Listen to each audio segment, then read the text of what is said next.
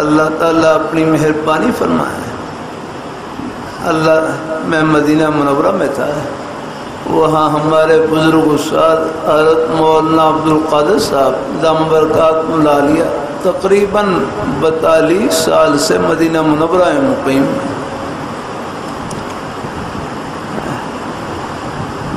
تو مدینہ منورہ کے کچھ احباب ملنے کے لیے تشریف لائے، مدینہ منورہ کے کچھ احباب ملنے کے لیے تشریف لائے۔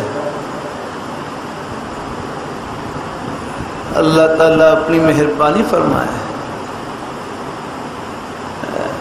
اللہ تعالیٰ اپنی مہربانی فرمائے،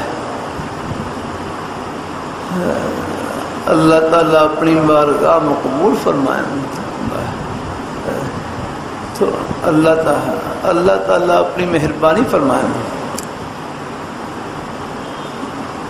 تو ہمارے بزرگ استاد حضرت مولانا عبدالقادر صاحب دام برکات ملالیہ مدینہ منورہ کے احباب کو فرمائے لگے کہ تم مدینہ منورہ میں اتباع سنت کے ساتھ زندگی گزارو۔ ہاں یہ فرمایا کہ تم، ان کو نصیحت فرمائی کہ تم مدینہ منورہ میں اتباع سنت کے ساتھ زندگی گزارو۔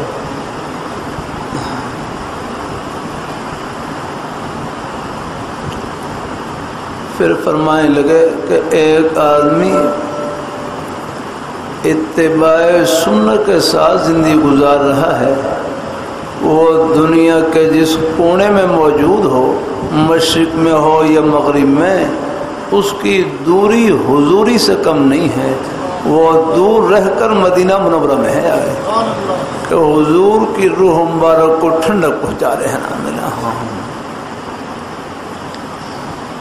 پھر فرمائے لگے یہ سنت کی مثال ایک نورانی تار کی طرح ہے، سنت کی مثال ایک نورانی تار کی طرح ہے۔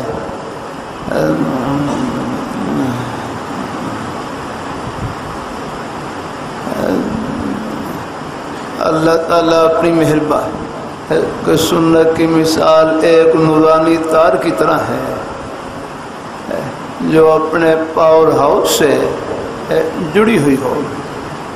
ایک فرمایا اس نورانی تار کے ساتھ جو بلب لگے گا، چاہے وہ ہزاروں میل کے فاصلے پر کیوں نہ ہو، وہ خود بھی روشن ہوگا اور آس پاس کے سارے علاقے کو روشن کرے گا۔ ہاں